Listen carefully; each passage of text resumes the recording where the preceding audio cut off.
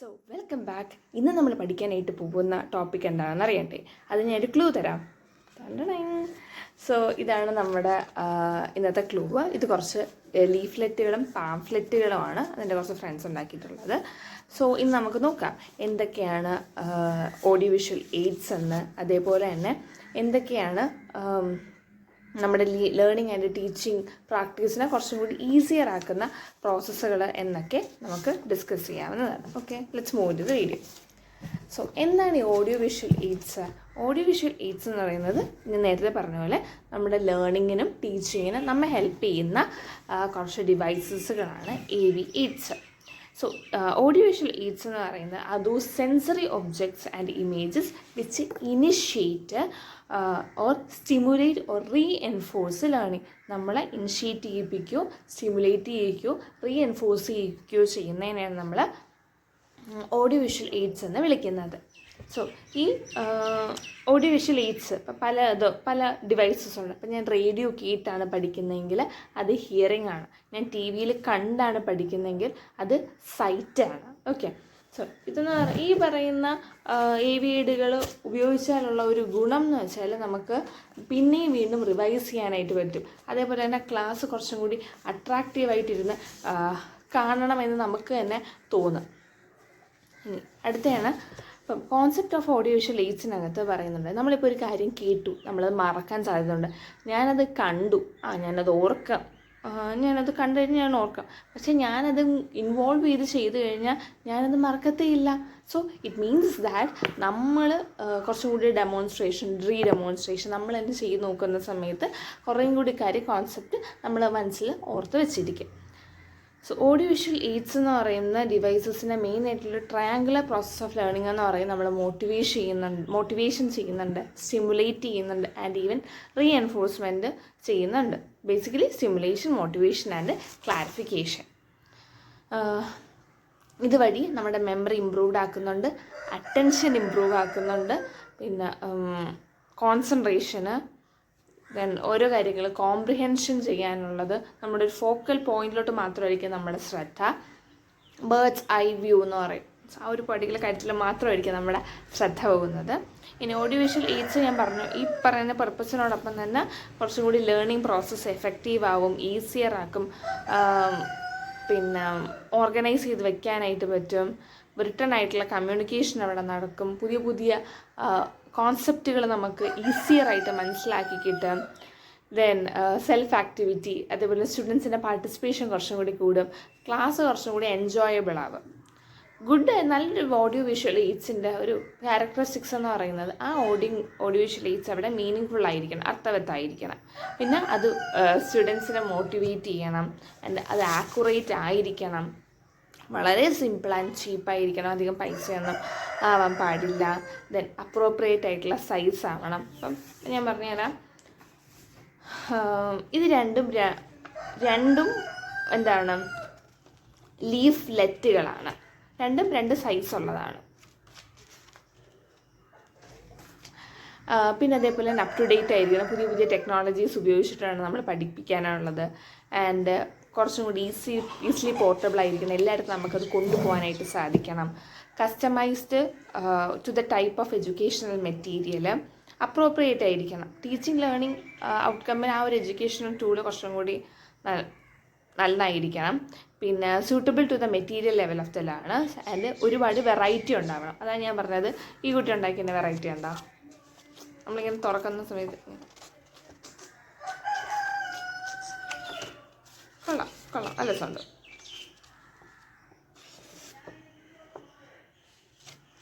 പിന്നെ വേറെയുണ്ട്, ഇത് നമ്മൾ ഇങ്ങനെ രണ്ട് സൈഡിൽ കൂടെ ഉണ്ട്.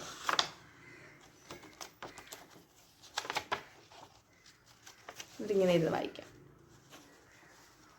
വെറൈറ്റി ആകുമ്പോഴത്തേക്ക് നമ്മൾ പിള്ളേർക്കും വായിക്കണം എന്നൊക്കെ തോന്നൂലേ, അതൊരു കാര്യമാണ്.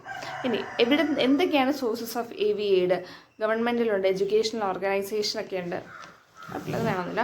ഇനി principles of using audio visual aids. ഒന്നാമത്തെയാണ് പ്രിൻസിപ്പിൾ ഓഫ് സെലക്ഷൻ. നമ്മൾ AV സെലക്ട് ചെയ്യുന്ന സമയത്ത് ആ ക്ലാസ്സിന് ഇപ്പം തൂക്കാൻ പറ്റിയ സ്ഥലമുണ്ടോ? ഇപ്പോൾ ഞാനൊരു ചാർട്ട് കൊണ്ടുപോയി തൂക്കാൻ പറ്റിയ സ്ഥലമില്ല എന്നുണ്ടെങ്കിൽ എന്താണ് ഉപയോഗം? ഞാൻ OHP സ്ലൈഡ് ഉണ്ടായിക്കൊണ്ടുപോയി പ്രസൻറ്റ് ചെയ്യാനുള്ള സ്ഥലമില്ലെങ്കിലോ. സോ അവിടെ ഒരു AV സെലക്ട് ചെയ്യുന്ന സമയത്ത് അവിടുത്തെ കുട്ടികൾക്ക് മനസ്സിലാവാൻ പറ്റുന്നതാണോ, അവരുടെ ലേണിംഗ് കേപ്പബിലിറ്റി അനുസരിച്ച്, അവരുടെ ഇൻട്രസ്റ്റ് അനുസരിച്ച്, നീഡ് അനുസരിച്ച് ഉള്ളതായിരിക്കണം.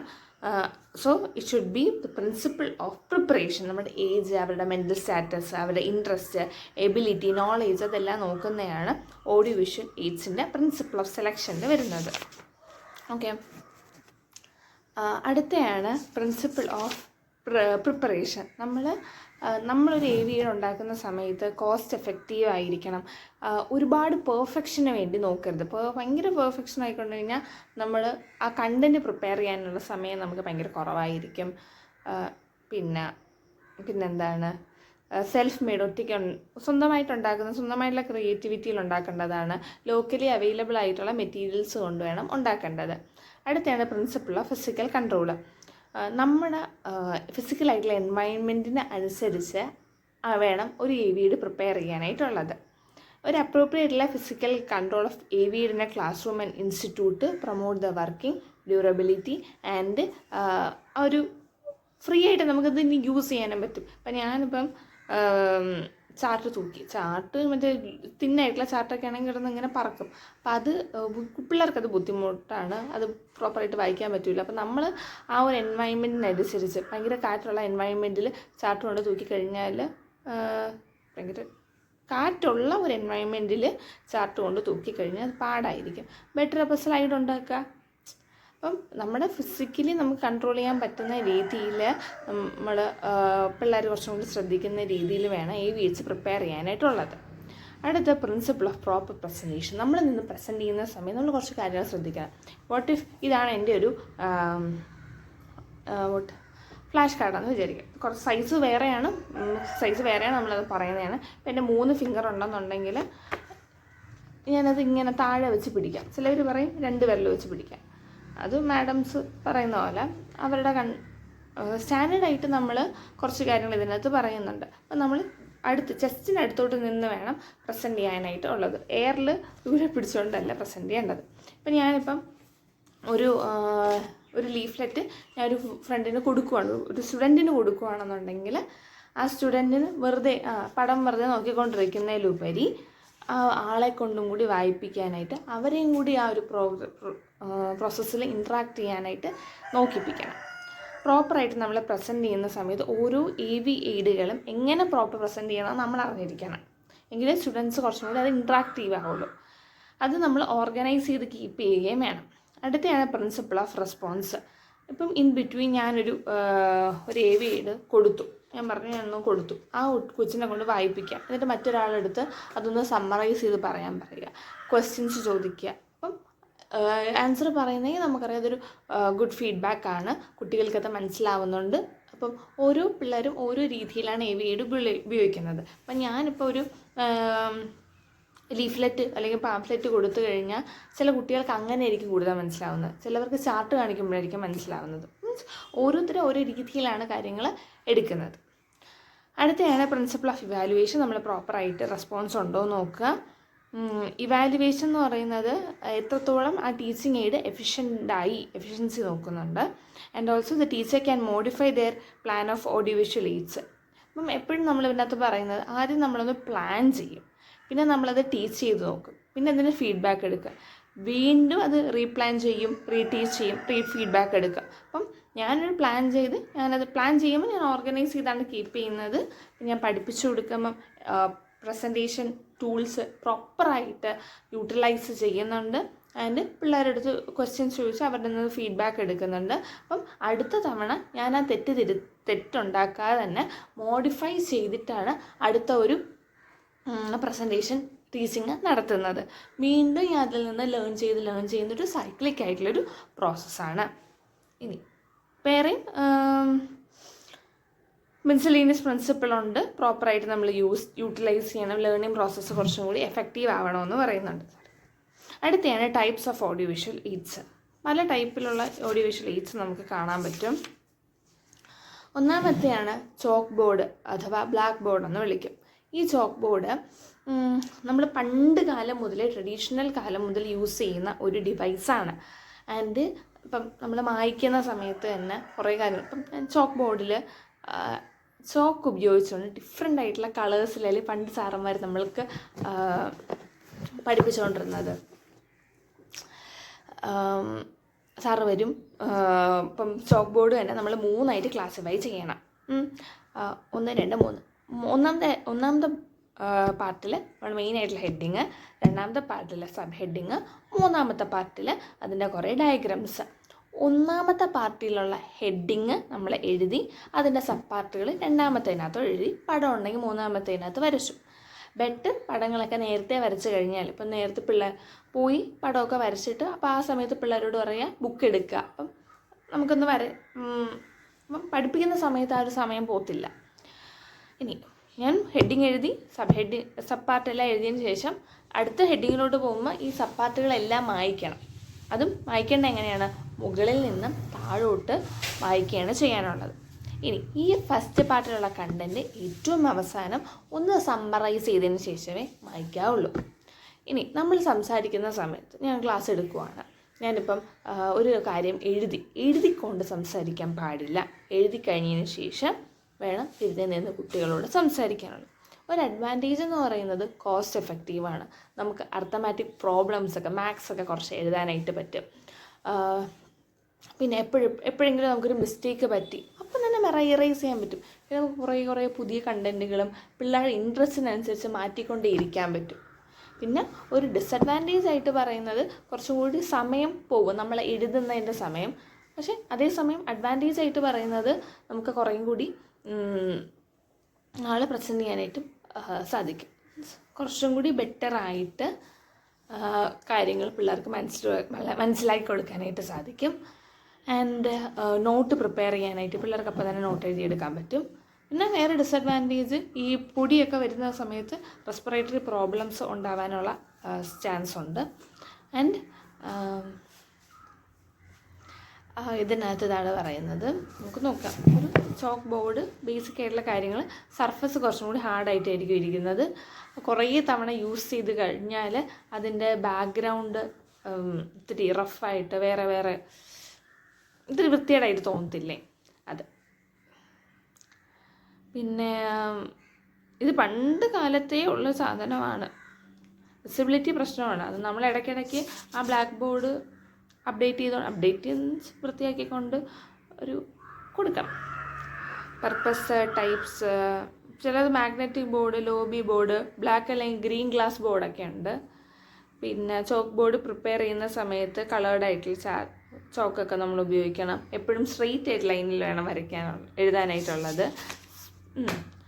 ലിമിറ്റേഷൻ എന്ന് പറയുന്നത് കുറച്ചും കൂടി ആ ലെസൺ ഡള്ളായിട്ട് നമുക്ക് തോന്നും. വെറുതെ മാഡംസ് ഇരുന്ന് ബോർഡിൽ എഴുതിക്കൊണ്ടിരുന്നാൽ അത്ര ബോറല്ലേ. അതിനൊരു ഞാനിപ്പം പോയി ഒരു AVയുടെ കഥ എഴുതും, അപ്പം തന്നെ ഫ്രണ്ടിലത്തെ ഡിസൈൻ കണ്ട് നമ്മൾ അട്രാക്റ്റഡ് ആവും.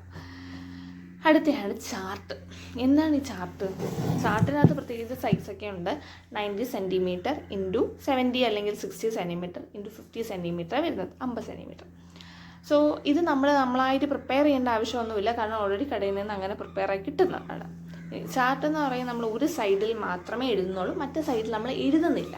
അതുകൊണ്ട് നമ്മൾ സൂക്ഷിച്ച് വീണ്ടും ഭാവിയിലത്തെ യൂസിന് വേണ്ടി ഉപയോഗിക്കാവുന്നതാണ്. ഇതിൻ്റെ തൊട്ട് ബാക്കിലായിട്ട് ഒരു കാർഡ്ബോർഡ് കൊണ്ടോ ചെറിയ പേപ്പർ മടക്കി സ്റ്റാപ്പിൾ ചെയ്ത് വെച്ച് കഴിഞ്ഞാൽ അവിടെ ഒരു സ്ഥലത്ത് തന്നെ ഇൻടാക്റ്റായിട്ട് ഇരിക്കും. മേളിൽ നമുക്ക് ചാർട്ട് തൂക്കാനുള്ള ഒരു ഇടവും ഉണ്ടെങ്കിൽ കൊള്ളായിരിക്കും. പിന്നെ ചാർട്ടിനകത്ത് തന്നെ നമുക്ക് ഡെഫിനിഷൻസ്, പത്തോഫിസിയോളജി, ഫ്ലോ ആയിട്ട് എഴുതാൻ പറ്റിയ കാര്യങ്ങളുണ്ട്. പിന്നെ പല ചാർട്ടുകളുണ്ട്. Flow chart, pull chart, tree chart. ഇപ്പം പുൾ ചാർട്ട് എന്ന് പറയുമ്പോൾ ഓരോന്നോരോന്നായിട്ട് പുൾ ചെയ്യാനായിട്ട് പറ്റും. ഇപ്പം ഞാൻ വലിയൊരു ചാർട്ട് ഉണ്ടാക്കി, അതിൻ്റെ എന്താ പറയേണ്ടത്, വലിയൊരു ചാർട്ട് ഉണ്ടാക്കിയതിന് ശേഷം ഒരെണ്ണത്തിൻ്റെ മുകളിലായിട്ട് വേറൊരു ചാർട്ടും കൂടി, ചാർട്ടെന്നല്ല വലിയൊരു ചാർട്ടുണ്ട്. എന്നിട്ട് ഓരോരോ പാർട്ടിൻ്റെ മുകളിലായിട്ട് ചെറിയൊരു പേപ്പർ കഷ്ണം വെച്ച് വീണ്ടും ഞാൻ ഒട്ടിക്കും. ഇതിനിടയ്ക്ക് ഞാൻ വേറെ പേപ്പർ ഇൻസേർട്ട് ചെയ്തിട്ട് ഞാൻ ഓരോന്നോരോന്നായിട്ട് പുള്ളി ചെയ്യാനായിട്ട് പറ്റും. ഫ്ലോ ചാർട്ട് എന്ന് പറയുന്നത് പത്തോഫിസിയോളജി എഴുതാനാണ്. പിന്നെ ഇതുപോലെ തന്നെ കോംപ്ലിക്കേഷൻ എഴുതാനും ഒന്ന് കഴിഞ്ഞ് ഫ്ലോ ആയിട്ട് എഴുതാം. പിന്നെ ട്രീ ചാർട്ട് എന്ന് പറയുന്നത് ഞാൻ ട്രീ പോലെ ഷേപ്പിൽ വരച്ചതിന് ശേഷം ഓരോന്നായിട്ട് ഞാൻ ഒട്ടിക്കുകയാണ് ചെയ്യുന്നത്. ഓക്കെ, ഇനി ഇത് കഴിഞ്ഞിട്ട് പിന്നെ എന്താ ഫ്ലോ ചാർട്ടുണ്ട്, ട്രിപ്പിൾ ചാർട്ടുണ്ട്. ട്രീ ചാർട്ടിൻ്റെ ഒരു പ്രത്യേകത കുറച്ചും കൂടി ഒരു 20-30 ഓഡിയൻസിനോളം കാണാനായിട്ട് സാധിക്കും. അവർക്ക് നോട്ട് പ്രിപ്പയർ ചെയ്യാൻ പറ്റും. കുറച്ചും കൂടി ഈസിയും ചീപ്പും ആണ്. ഡോക്യുമെൻറ്റേഷൻ നന്നായിട്ട് നടക്കും ഇവിടെ.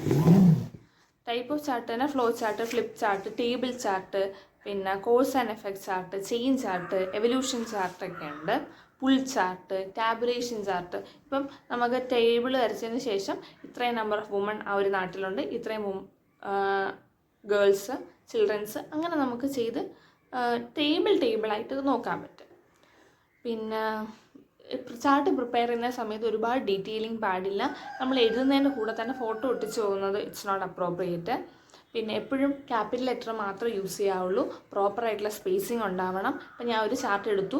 ചാർട്ടിൻ്റെ ബോർഡർ എപ്പോഴും എഴുതാനുള്ളത് ചിസൽ മാർക്കർ വെച്ചിട്ടാണ്. ചിസൽ മാർക്കർ എന്ന് പറയുമ്പോൾ കട്ടിയുള്ള മാർക്കർ. അത് തന്നെ ഒരു 2 to 3 millimeter സൈസിൽ വരണം. ദെൻ ഇതിൻ്റെ വെളിയിൽ നോക്കുകയാണെന്നുണ്ടെങ്കിൽ ഒരു 3 centimeter കഴിഞ്ഞിട്ടായിരിക്കണം ബോർഡർ വരേണ്ടത്. ആൻഡ് മുകളിൽ നിന്നും ഒരു 3 centimeter കഴിഞ്ഞിട്ടാണ് ഹെഡിങ് എഴുതാനുള്ള. ആ ഹെഡിങ് 5 centimeter ഉണ്ടായിരിക്കണം. പിന്നെ ഒരു 5-6 ലൈൻ നമുക്ക് ഓരോ 3 centimeter കണ്ടൻറ്റ് 3 centimeter വേണം. വീണ്ടും ഒരു 3 centimeter സ്പേസ്, വീണ്ടും കണ്ടൻറ്റ്, അങ്ങനെ എഴുതാം.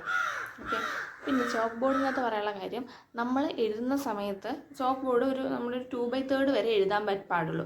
അത് കഴിഞ്ഞ് താഴോട്ട് എഴുതാനായിട്ട് പാടില്ല. ഓക്കെ,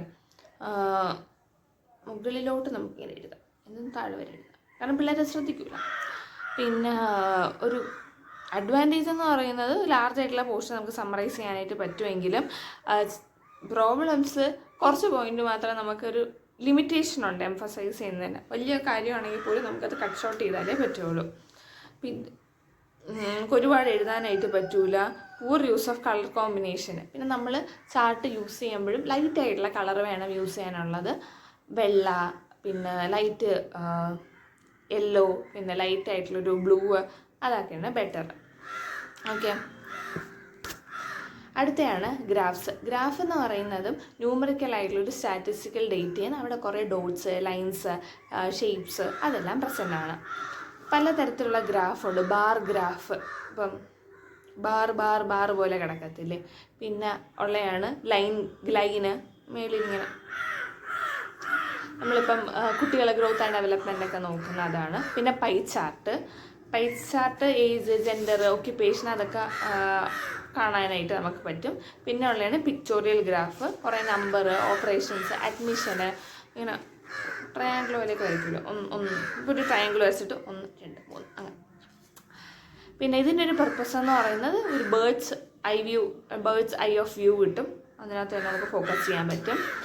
അട്രാക്റ്റീവ് ആണ്. വലിയ കുറേ കാര്യങ്ങൾ പോലും നമുക്ക് കട്ട് ഷോട്ട് ചെയ്യാനായിട്ട് പെട്ടെന്ന് നമുക്കത് കത്തും. പക്ഷേ ലിമിറ്റേഷനായിട്ട് പറയുന്നത് അതാണ്. ചിലപ്പോൾ എല്ലാവർക്കും അത് മനസ്സിലാവണം എന്നില്ല. ഇത്രയാണ് പറയുന്നത്. അടുത്തയാണ് ഫ്ലാഷ് കാർഡുകൾ. നമുക്ക് നോക്കാം, ഫ്ലാഷ് കാർഡ് നോക്കാം. അതിന് മുമ്പ് ജസ്റ്റ് ഒന്ന് ലീഫ്ലെറ്റ്, പാംഫ്ലെറ്റ് അതൊന്ന് നോക്കാം അല്ലേ. മോഡൽ കുറേ ഉണ്ട്, നല്ല രസമാണ് എല്ലാം. കാരണം പല AVD നമ്മൾ ഉപയോഗിക്കുന്നത് നല്ലതല്ലേ.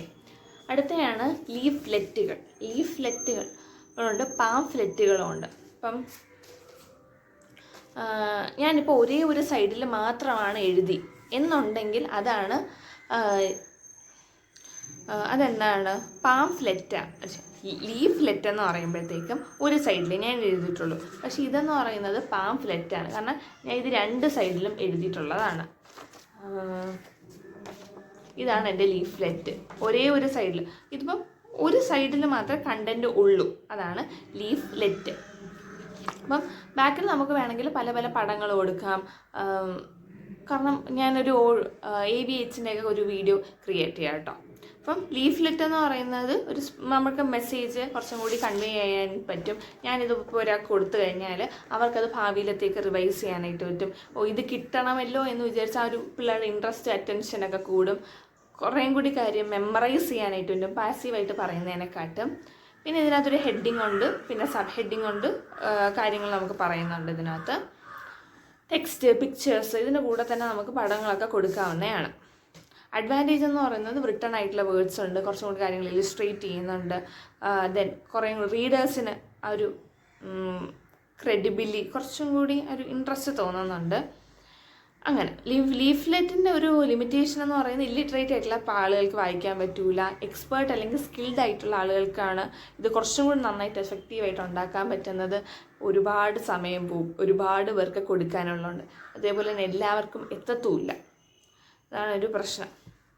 വേറെ ഒരു ഇപ്പം പറഞ്ഞത് നമുക്ക് എപ്പോഴും ഡൗട്ട് വരും, പാമിൽ വെക്കുന്നതല്ലേ പാംഫ്ലെറ്റ്, പക്ഷേ അതല്ല, പാമിൽ വെക്കുന്നതാണ് ലീഫ്ലെറ്റ്. അത് നമുക്ക് ലീഫിൻ്റെ ഷേപ്പിലൊക്കെ ഉണ്ടാക്കാം. ഇതെന്ന് പറയുന്നത് ലീഫല്ല, കാരണം ഇതെന്താണ്, പാംഫ്ലെറ്റാണ്. പാംഫ്ലെറ്റിന് നമുക്കൊരു മെയിനായിട്ട് എപ്പോഴും നമ്മൾ ഇപ്പോൾ ഇവിടെ കൊടുത്തേക്കുന്ന ക്ലിനിക്കൽ മാനിഫെസ്റ്റേഷൻ ഡയഗ്നോസ്റ്റിക് മെഷേഴ്സും ഒരു AVEഡിനകത്താണ് കൊടുത്തേക്കുന്നത്. പക്ഷേ അങ്ങനെയല്ല, ഒരു ഹെഡിങ് മാത്രമേ ഒരു AVEഡിന് യൂസ് ചെയ്യാവുള്ളൂ. യൂസ് ചെയ്യുമ്പോഴത്തേക്കും കണ്ടന്റ് നമുക്ക് ഇതിനകത്തായിട്ട് എഴുതാൻ പറ്റും. ഇതിനകത്ത് തന്നെ പടങ്ങൾ കൊടുത്തു കഴിഞ്ഞാൽ പിള്ളേർക്ക് കുറച്ചും കൂടി അട്രാക്റ്റീവായിട്ട് തോന്നും. അപ്പം ബെറ്റർ എല്ലാം ഇപ്പോൾ ഒരു 6 എണ്ണം പ്രിപ്പയർ ചെയ്യുന്നെങ്കിൽ 6 എണ്ണത്തിനകത്തും ഒരേപോലത്തെ പടങ്ങൾ കൊടുത്താൽ നന്നായിരിക്കും. പിന്നെ കോസ്റ്റ് എഫക്റ്റീവായിട്ട് കുറച്ചുകൂടി ചീപ്പായിട്ട് ലോക്കലി അവൈലബിൾ ആയിട്ടുള്ള മെറ്റീരിയൽസ് ഉപയോഗിച്ചുകൊണ്ട് ചെയ്യുന്നത് നന്നായിരിക്കും. പക്ഷേ ലീഫ്ലെറ്റ് പറഞ്ഞ പോലെ അല്ലെ, പാംഫ്ലെറ്റിനകത്ത് ഏകദേശമൊക്കെ സെയിം തന്നെയാണ്, അഡ്വാൻറ്റേജസും ഡിസഡ്വാൻറ്റേജസും. പിന്നെ നമുക്ക് റെഫർ ചെയ്യാനായിട്ട് സാധിക്കും, ഒരുപാട് പേർക്ക് കൊടുക്കാം. പക്ഷെ ഒരു സ്കിൽഡ് ആയിട്ടുള്ള ട്രെയിൻഡ് ആയിട്ടുള്ള ആളുകൾ ഒരുപാട് സമയം ഇൻവെസ്റ്റ് ചെയ്യേണ്ടി വരും ഇതിലൊക്കെ പ്രിപ്പയർ ചെയ്യാനായിട്ടുള്ളത്. പിന്നെ ഉണ്ടാക്കുന്നത് ഇത്ര പാടല്ല, പിന്നെ ഡിസ്ട്രിബ്യൂട്ട് ചെയ്യുന്നത് ഇത്തിരി മെനക്കെട്ട കാര്യമാണ്. മൊത്തത്തിൽ ഇതൊക്കെയാണ് ഇതിൻ്റെ അഡ്വാൻറ്റേജും ഡിസഡ്വാൻറ്റേജും. നമ്മളിന്ന് കുറച്ച് ഓഡിയോ വിഷ്വൽ എയ്ഡ്സ് പറഞ്ഞു, അത് നമ്മൾ കാണാനായിട്ട് കുറച്ച് ഓഡിയോ വിഷ്വൽ എയ്ഡ്സ് കൊണ്ടുവന്നു. ലീഫ്ലെറ്റ്, പാംഫ്ലെറ്റിനെ കുറിച്ച് പറഞ്ഞു, ദെൻ ചാർട്ടിനെ കുറിച്ച് പറഞ്ഞു, ചോക്ക് ബോർഡിനെ കുറിച്ച് പറഞ്ഞു, AVEഡിൻ്റെ ഒരു അഡ്വാൻറ്റേജസ് എന്താണ്, പല പല പ്രിൻസിപ്പിൾസ് അതിനെക്കുറിച്ച് ഡിസ്കസ് ചെയ്തിട്ടുണ്ടായിരുന്നു. അതിൻ്റെ ഡെഫിനിഷന്, കോൺസെപ്റ്റ്, ക്യാരക്ടറിസ്റ്റിക്സ്, അതെല്ലാമാണ് നമ്മൾ ഇന്നത്തെ സെഷനിൽ ഡിസ്കസ് ചെയ്തത്. So see you in the next class.